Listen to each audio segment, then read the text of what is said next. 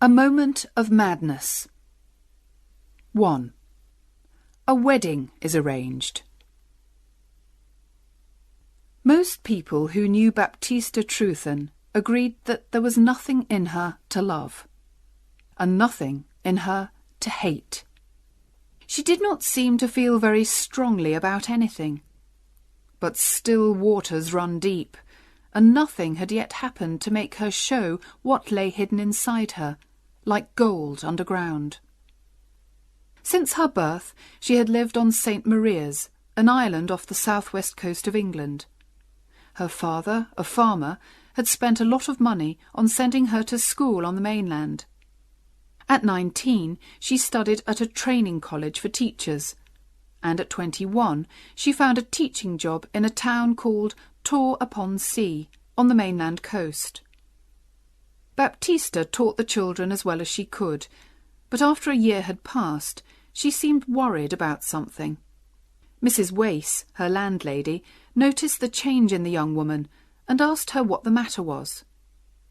"It has nothing to do with the town, or you," replied Miss Truthen. She seemed reluctant to say more. "Then, is it the pay?" "No, it isn't the pay." "Is it something that you've heard from home, my dear?" Baptista was silent for a few moments.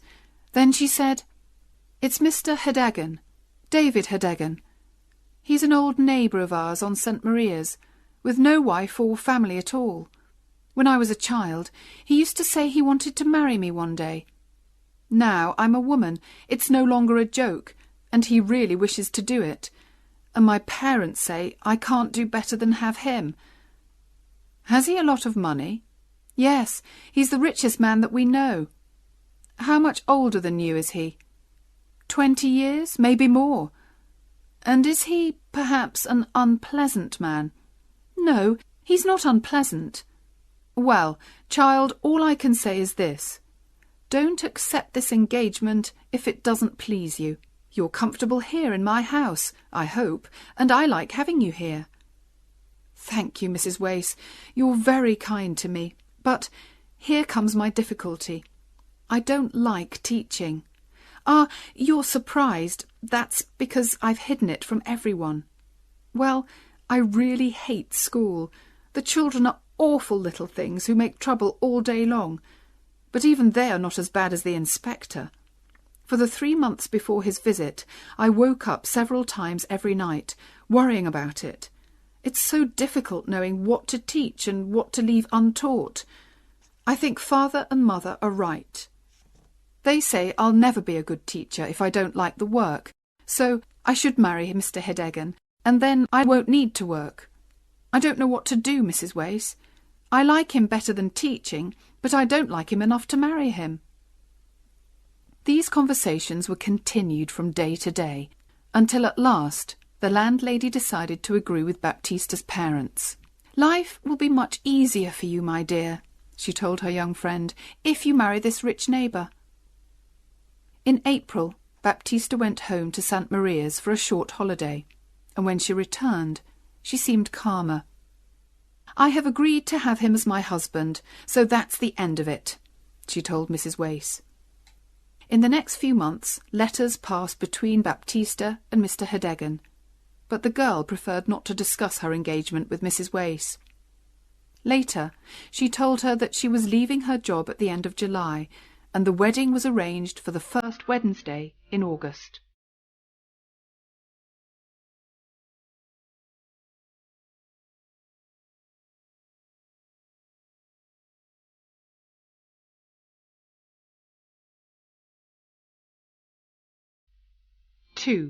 A chance meeting. When the end of July arrived, Baptista was in no hurry to return home to the island. She was not planning to buy any special clothes for the wedding, and her parents were making all the other arrangements, so she did not leave Tor-upon-Sea until the Saturday before her wedding. She travelled by train to the town of Pen-zephyr, but when she arrived, she found that the boat to St. Maria's had left early, and there was no other boat until Tuesday. "I'll have to stay here until then," she thought. "It's too far to go back to Mrs. Wace's." She did not seem to mind this. In fact, she was almost happy to wait another 3 nights before seeing her future husband. She found a room in a small hotel, took her luggage there, then went out for a walk round the town. "Baptista! Yes, Baptista, it is!" The words came from behind her. Turning round, she gave a jump and stared. "Oh, is it really you, Charles?" she said. With a half smile, the newcomer looked her up and down. He appeared almost angry with her, but he said nothing. "I'm going home," she continued, "but I've missed the boat." He did not seem interested in this news. "Still teaching?" he said. "What a fine teacher you make, Baptista, I'm sure." She knew that was not his real meaning. "I know I'm not very good at teaching," she replied. "That's why I've stopped." "Oh, you've stopped? You surprise me. I hate teaching." "Perhaps that's because I'm a teacher." "Oh, no, it isn't. It's because I'm starting a new life. Next week I'm going to marry Mr. David Hedegan." At this unexpected reply, the young man took a step back. "Who is Mr. David Hedegan?" he said, trying to sound bored. "He owns a number of shops on St. Maria's, and he's my father's neighbour and oldest friend." "So, no longer a school teacher, just a shopkeeper's wife. I knew you would never succeed as a teacher. You're like a woman who thinks she can be a great actress just because she has a beautiful face, and forgets she has to be able to act. But you found out your mistake early, didn't you?" "Don't be unpleasant to me, Charles," Baptista said sadly. "I'm not being unpleasant. I'm just saying what is true, in a friendly way. Although I do have good reason to be unpleasant to you. What a hurry you've been in, Baptista. I do hate a woman in a hurry." "What do you mean?" "Well, in a hurry to be somebody's wife. Any husband is better than no husband for you, it seems. You couldn't wait for me. Oh, no. Well, thank God that's all in the past for me." "Wait for you? What does that mean, Charlie? You never showed that you felt anything special for me." "Oh, really, Baptista, dear." "What I mean is, there was nothing that I could be sure of. I suppose you like me a little, but I didn't think you meant to make an honest engagement of it." "That's just it. You girls expect a man to talk about marrying after the first look. But I did mean to get engaged to you, you know." "But you never said so, and a woman can't wait for ever." "Baptista, I promise you that I was planning to ask you to marry me in 6 months' time." She appeared very uncomfortable, and they walked along in silence. Soon he said, "Did you want to marry me then?" And she whispered sadly back, "Yes." As they walked on, away from the town and into the fields, her shoulder and his were close together. He held her arm with a strong hand. This seemed to say, "Now I hold you, and you must do what I want." "How strange that we should meet like this," said the young man. "You and I could be husband and wife going on our honeymoon together, but instead of that, we'll say goodbye in half an hour, perhaps for ever. Yes, life is strange." She stopped walking. "I must go back. This is too painful, Charlie. You're not being kind today." "I don't want to hurt you. You know I don't," he answered more gently. "But it makes me angry, what you're going to do. I don't think you should marry him." "I must do it, now that I've agreed." "Why?" he asked, speaking more seriously now. "It's never too late to stop a wedding if you're not happy with it. Now, you could marry me instead of him, although you were in too much of a hurry to wait for me." "Oh, it isn't possible to think of that," she cried, shaking her head. "At home, everything will be ready for the wedding." "If we marry, it must be at once. This evening, you can come back with me to Trufal, the town where I live. We can get married there on Tuesday, and then no Mr. David Hedegan or anyone else can take you away from me." "But I must go home on the Tuesday boat," she said, worriedly. "What will they think if I don't arrive?" You can go home on that boat just the same. The only difference is that I'll go with you. You'll tell your parents that you've married a young man with a good job, someone that you met at training college. When I meet them, they'll accept that we're married and it can't be changed, and you won't be miserable forever as the wife of an awful old man. Now, honestly, you do like me best, don't you, Baptista?" "Yes," she whispered. "Then we will do what I say."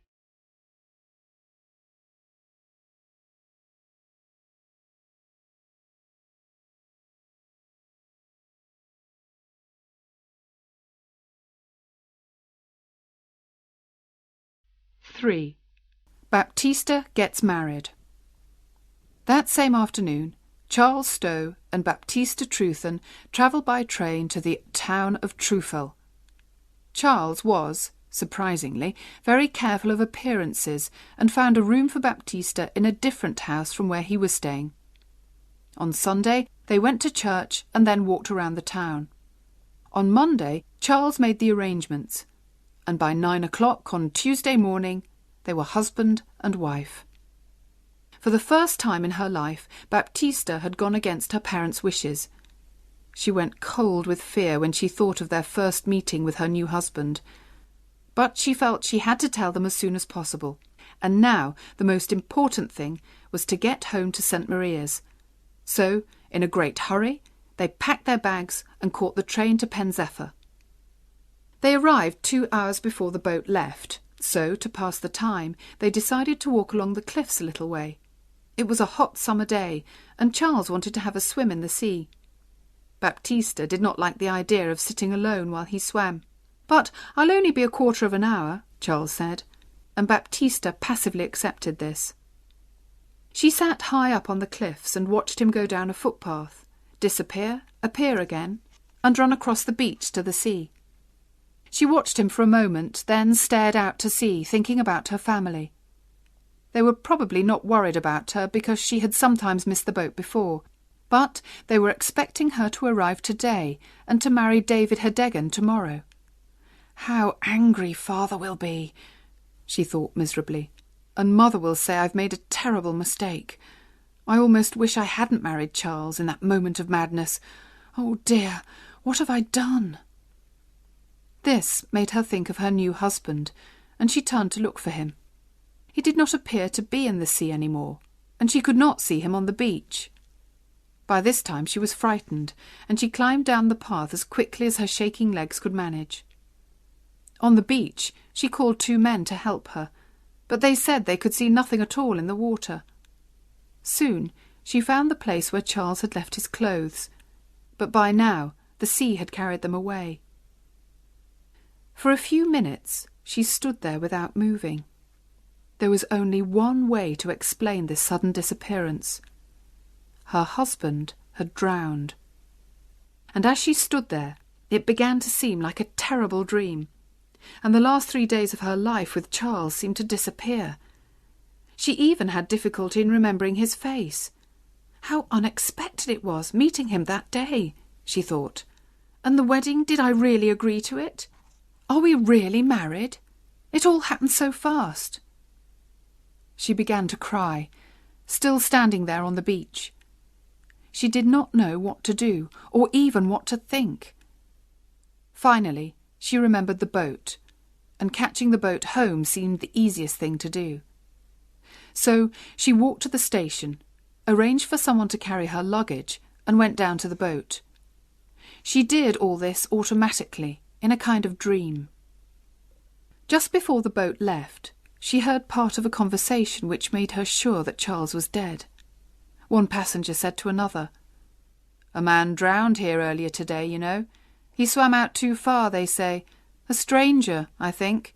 Some people in a boat saw him, but they couldn't get to him in time."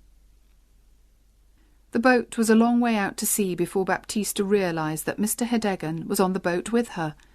She saw him walking towards her, and quickly took the wedding ring off her left hand. "I hope you're well, my dear," he said. He was a healthy, red-faced man of 55. "I wanted to come across to meet you. What bad luck that you missed the boat on Saturday." And Baptista had to agree, and smile, and make conversation. Mr. Hedegan had spoken to her before she was ready to say anything. Now the moment had passed. When the boat arrived, her parents were there to meet her. Her father walked home beside Mr. Hedegan, while her mother walked next to Baptista, talking all the time. "I'm so happy, my child," said Mrs. Trewthen in her loud, cheerful voice, "that you kept your promise to marry Mr. Hedegan. How busy we've been! But now things are all ready for the wedding, and a few friends and neighbours are coming in for supper this evening." Again, the moment for confessing had passed, and Baptista stayed silent. When they reached home, Mrs. Trewthen said, "Now, Baptista, hurry up to your room and take off your hat, then come downstairs. I must go to the kitchen." The young woman passively obeyed her mother's orders. The evening was a great success for all, except Baptista. She had no chance to tell her parents the news, and it was already much more difficult than it had been at first. By the end of the evening, when all the neighbours had left, she found herself alone in her bedroom again. She had come home with much to say, and had said none of it. She now realised that she was not brave enough to tell her story, and, as the clock struck midnight, she decided it should stay untold. Morning came, and when she thought of Charles, it was more with fear than with love. Her mother called from downstairs, "Baptista, time to get up. Mr. Hedegan will be at the church in 3/4 of an hour." Baptista got out of bed, looked out of the window, and took the easy way. She put her best clothes on, confessed nothing, and kept her promise to marry David Hedegan.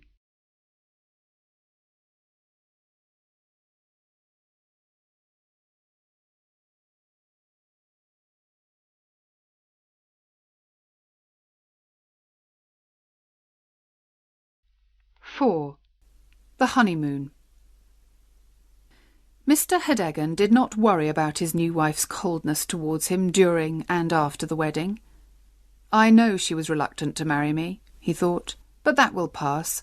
Things will be different in a few months' time." During the wedding dinner, someone asked Hedegan about the honeymoon. To Baptista's horror, he answered, "Oh, we're going to spend a few days in Pen Zephyr." "What?" cried Baptista. "I know nothing of this." Because of her late arrival, Hedegan had not been able to ask where she would like to spend the honeymoon, so he had arranged a trip to the mainland. It was difficult to change these plans at the last minute, so she had to agree, and that evening she and her new husband arrived in Pen Zephyr. Their first problem was finding a hotel, because the fine weather had filled the town with tourists. They walked from place to place, Hedegan polite and friendly, Baptista cold and silent. Finally, they found an excellent hotel, which, to their surprise, was empty. Kindly Mr. Hedegan, who wanted to please his young wife, asked for the best room on the first floor, with a good view of the sea. "I'm sorry," said the landlady. "There's a gentleman in that room." Then, seeing Hedegan's disappointed face, and not wishing to lose a customer, she added quickly, "But perhaps the gentleman will agree to move to another room, and then you can have the one that you want." "Well, if he doesn't want a view," said Mr. Hedegan. "Oh, no, I'm sure he doesn't, and if you don't mind going for a little walk, I'll have the room ready when you return." During their walk, Baptista was careful to choose different streets from those that she had walked down with Charles, and her white face showed how difficult this visit was for her. At last they returned to the hotel, and were shown into the best bedroom. They sat at the window drinking tea. Although Hedegan had arranged for a sea view to please Baptista, she did not look out of the window once, but kept her eyes on the floor and walls of the room. Suddenly, she noticed a hat on the back of the door. It was just like the hat that Charles had worn. She stared harder. Yes, it was the actual hat. She fell back in her chair. Her husband jumped up, saying worriedly, "You're not well. What can I get ye?" "Smelling salts," she said quickly, her voice shaking a little. "From the shop, near the station." He ran out of the room, Baptista rang the bell, and when a young girl came, whispered to her, "That hat! Whose is it?" "Oh, I'm sorry, I'll take it away," said the girl hurriedly. She took the hat off the door. "It belongs to the other gentleman." "Where is the other gentleman?" asked Baptista. "He's in the next room, madam. He was in here. But I can't hear him. I don't think he's there." "He makes no noise, but he's there," replied the girl. Suddenly, Baptista understood what the girl meant, and a cold hand lay on her heart. "Why is he so silent?" she whispered. "If I tell you, please don't say anything to the landlady," begged the girl, "or I'll lose my job. It's because he's dead. He's the young teacher who drowned yesterday. They brought his body here, and that's why there's nobody staying in the hotel. People don't like a dead body in the house. But we've changed the sheets and cleaned the room, madam." Just then, Hedegan arrived with the smelling salts, and the girl left the room. "Any better?" he asked Baptista. "I don't like the hotel," she cried. "We'll have to leave." For the first time, Hedegan spoke crossly to his wife. "Now that's enough, Baptista.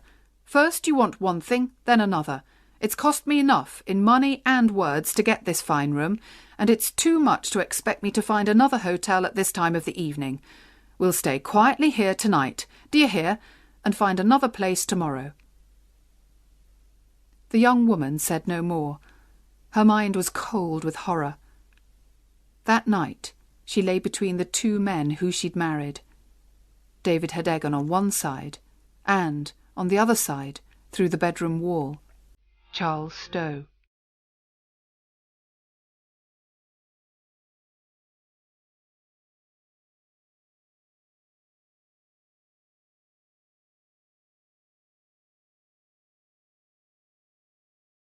"5. Secrets discovered. Mr. and Mrs. Hedegan both felt the honeymoon was not a success. They were happy to return to the island and start married life together in David Hedegan's large house. Baptista soon became as calm and passive as she had been before. She even smiled when neighbours called her Mrs. Hedegan, and she began to enjoy the comfortable life that a rich husband could offer her. She did nothing at all to stop people finding out about her first marriage to Charles Stow, although there was always a danger of that happening. One evening in September, when she was standing in her garden, a workman walked past along the road. He seemed to recognise her, and spoke to her in a friendly surprise. "What? Don't you know me?" he asked. "I'm afraid I don't," said Baptista. "I was your witness, madam. I was mending the church window when you and your young man came to get married. Don't you remember? The vicar called me to be a witness." Baptista looked quickly around. Hedegan was at the other end of the garden, but unluckily, just at that moment, he turned and walked towards the house. "Are you coming in, my dear?" he called out to Baptista. The workman stared at him. "That's not your—" he began. Then he saw Baptista's face and stopped. Baptista was unable to speak, and the workman began to realise that there was a little mystery here. "I've been unlucky since then," he continued, still staring at Baptista's white face. "It's hard finding enough work to buy food for my wife and myself. Perhaps you could help me, because I once helped you." Baptista gave him some money and hoped never to see him again. But he was cleverer than he looked. By asking questions on the island and the mainland, he soon realised that Baptista had married one man on Tuesday and another man on Wednesday. He visited her again 2 days later. "It was a mystery to me, madam," he said, when she opened the door, "but now I understand it all. I want to tell you, madam, that I'm not a man to make trouble between husband and wife, but I'm going to get back to the mainland again, and I need a little more money. If your old man finds out about your first husband, I'm sure he won't like it, will he?" She knew he was right, and paid him what he wanted. A week later, the workman sent his wife to ask for more money, and again Baptista paid. But when there was a fourth visit, she refused to pay and shut the door in the man's surprised face. She knew she had to tell her husband everything. She liked him better now than she had done at first, and did not want to lose him. But her secret was no longer safe. She went to find him and said, "David, I have something to tell you." "Yes, my dear?" he said with a sigh. In the last week he had been less cheerful and had seemed worried about something. When they were both in the sitting room, she said, "David, perhaps you will hate me for this, but I must confess something that I've hidden from you. It happened before we were married, and it's about a lover." "I don't mind. In fact, I was hoping it was more than that." "Well, it was. I met my old lover by chance, and he asked me, and, well, I married him. We were coming here to tell you, but he drowned, and I said nothing about him, and then I married you, David, for peace and quietness. Now you'll be angry with me. I know you will." She spoke wildly and expected her husband to shout and scream, but instead the old man jumped up and began to dance happily around the room. "Oh, wonderful!" he cried. "How lucky! My dear Baptista, I see a way out of my difficulty. Ha ha!" "What do you mean?" she asked, afraid he had gone mad. "Oh, my dear, I've got something to confess too. You see, I was very friendly with a woman in Pen Zephyr for many years. Very friendly, you could say, and in the end I married her just before she died. I kept it secret, but people here are beginning to talk, and I've got 4 big girls to think of." "Oh, David, 4 daughters?" she cried in horror. "That's right, my dear. I'm sorry to say they haven't been to school at all. I'd like to bring them to live here with us, and I thought by marrying a teacher I could get someone to teach them, all for nothing. What do you think, Baptista?" 4 grown girls always around the house, and I hate teaching. It kills me. But I must do it. I can see that. I am punished for that moment of madness. I really am." Here the conversation ended. The next day Baptista had to welcome her husband's daughters into her home. They were not good-looking or intelligent or even well-dressed, and poor Baptista could only look forward to years of hard work with them. She went about sighing miserably, with no hope for the future. But when Herdegen asked her a month later, "How do you like 'em now?" her answer was unexpected. "Much better than at first," she said. "I may like them very much one day." And so began a more pleasant time for Baptista Herdegen. She had discovered what kind, gentle girls these unwelcome daughters were. At first she felt sorry for them, then grew to like them, and from liking she grew to love them. In the end they brought her and her husband closer together. And so Baptista and David were able to put the past behind them and find unexpected happiness in their married life.